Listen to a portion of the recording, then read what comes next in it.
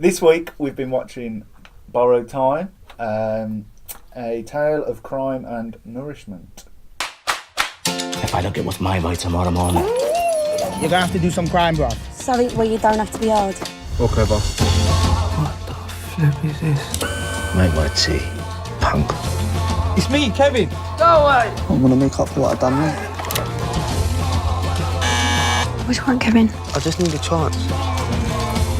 I will rain down on all of you! Potential to be something good, isn't it? So, Borrowed Time is about kind of a loser called Kevin who essentially he's kind of in the bad books with his sister. He doesn't have a job, he's a layabout, and he kind of stays at her flat half the time or sleeps wherever. And he basically is in the bad books with his sister because he stole their mother's old antique clock and sold it to a pawn shop just to get some money. So she's really angry at him and he's trying to kind of redeem himself in the eyes of his sister in a way. He's the basic definitely instigator for things. But then he meets a guy called Ninja Nigel, Ninja Nigel, who essentially offers him a job delivering some drugs, but he's a massive psychopath as he later finds out, and he doesn't get paid for this drug delivery, so Ninja Nigel's threatening him, you know, I'm going to do all this stuff unless you give me this money. He beats him up. Scary guy. So his last resort is to rob this crazy old man who lives down the street. That's Ninja Nigel, bro. Stay far away from him. He's got eyes everywhere. Kevin, you're gonna have to do some crime, bro. Sorry, well, you don't have to be hard. Okay, bro. Alright, good luck on the burglary. So he meets this guy, and it's kind of obvious where the film's going to go, I suppose. The crazy guy character is very reclusive, angry, aggressive character, and then you've got this guy who really needs a helping hand.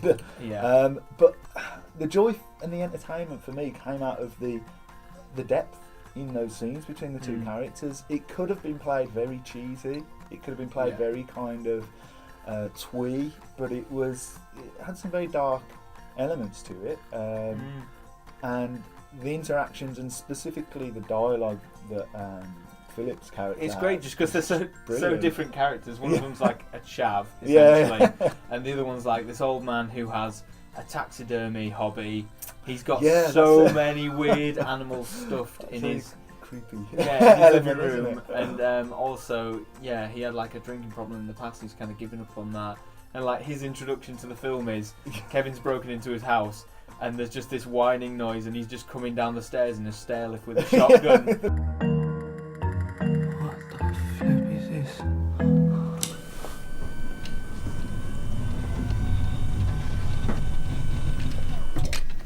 No, what? Make my tea, punk. I never make one for myself. Go on then.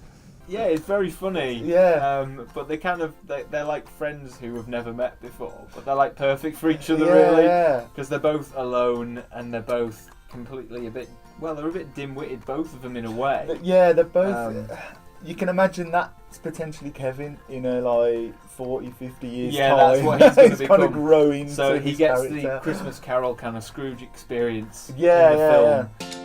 You got any mates that are alive? I should shoot you in the face. Not used to polite conversation, I guess. And Kevin's a true believer in the fact that he can be anything he wants to be, and yet everything he does in the film at the start doesn't show that at all. So it's kind of, you see that change throughout. They both influence each other. I think, it's them helping each other through, isn't it? With the characters and the plot, really. And I mean, Kevin's not ever one-dimensional though. I'm here for Kevin. Who? Tasty, looks a bit like Gollum. He doesn't seem to have anywhere to live apart from his sister's house. But she doesn't really want him there because they've fallen out. So he finds a car that happens to be open that someone hasn't locked, and he's like searching for some food in the glove compartment. He finds one soft mint, and that's all the food he can have for an entire day. And then he ends up sleeping in the back. And then another example of the humour is he wakes up the next morning and there's just a woman driving to work, and she just spots him in the rear seat, and she just screams, and he just gets thrown out the car. But they both end up leaving. They both end up running out the car. It goes from the darkest moment of a character to the funniest moment. And that's what keeps you entertained. You're not. It's not depressing, even though the situation of the characters is a bit depressing and it's quite sad. There's always a bit of humour there to pick it up. What do you want, Kevin? I just need a chance. Blouse for you and everything. Look, sis. Probably from a grave. It felt very gritty to me. I was expecting that kind of slapstick, almost humour with it, but it was gritty right from the off. It felt very kind of, you cared for the Kevin character. It was very gritty. It kind of gave almost like a dark fairy tale, an urban fairy tale vibe to it.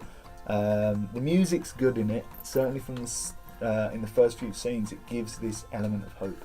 In my eyes, it gave this idea that okay, we're in this dark place with this character down on his luck, but we're gonna see him rise up, and you're with it then. You know where you stand, and you go on this journey because you care about the characters. Stop. This K to the E to the V to the I to the N. Leave a message, bitches, and I'll get back to you when I've got some credit, because times are hard. So yeah, the main kind of themes for me, I suppose, was like growth and trust.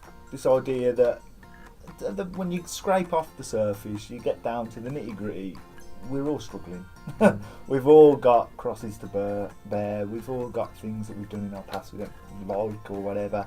But if you see past that, past the stereotypes of this hoodie, past the stereotypes of the elderly, you can make a connection.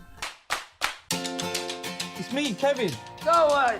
Who else have you got? Spend the rest of your life sitting in your living room surrounded by dead stuff. What kind of drew me to this film, really, I was, again, hunting around online, found the trailer, watched it, and it came across like it would be a nice, heartwarming tale, almost a bit slapsticky in its comedy. It's set in urban London, so you've got that kind of, I don't know, stereotypical urban feel. But I was expecting it to be a little bit more slapstick in its comedy, a little bit kind of light, but actually it's got quite a big emotional heart to it, and quite dark in places as well. Yeah, so but the heart of the film is quite moving, actually. Like the character, the main character you follow, you feel very early on kind of attached to him, and you want him to succeed, and they do a very good job of that. I don't need you. I don't need anybody. I'm gonna make up for what I've done wrong. Drop the chopsticks. It's got elements of crime throughout, really, but it's almost again, backstage. Well, I would say the best way to describe it is it's like mundane. Yes, So it's like these crime kind happens. of the crime happens, and these characters commit crimes, and they get in these tough situations, but it's really mundane. Like, he doesn't owe thousands and thousands of pounds to this bad guy. He owns exactly £520. And the bad guy goes to the fish and chip shop, and he's like, just chilling out with his mates and playing Xbox, and it's just it's almost real life, isn't it? Which it does give it that reality. So that it, in its more sentimental moments, in my eyes, it doesn't feel cheesy because it is all grounded in reality. I will rain down on all of you with Shaolin Fury. Potential to be something good, innit? I will cut you into thin strips, into a pita bread with chili sauce. You are my kebab. So I hope you enjoyed our little mini review of Borrowed Time, which we thought was a fantastic film. You should check it out. Again, buy it on Amazon, play.com, that type of thing. We're going to watch Slasher House next. Slasher House? Again, you find all the films. I just watch what he tells me to. I'm a film nerd. Hunt them out. This one's came about really because our film Rats has got into Horror on Sea Festival. Yep. I was checking it out from last year's festival. This film, I think it premiered there, Slasher House. It's a horror film, very micro budget, $5,000 film. But the just the graphics in the trailer instantly again drew me into it, and I thought it just looks insane. Cool. And my type of film. Exactly. I like the horror films.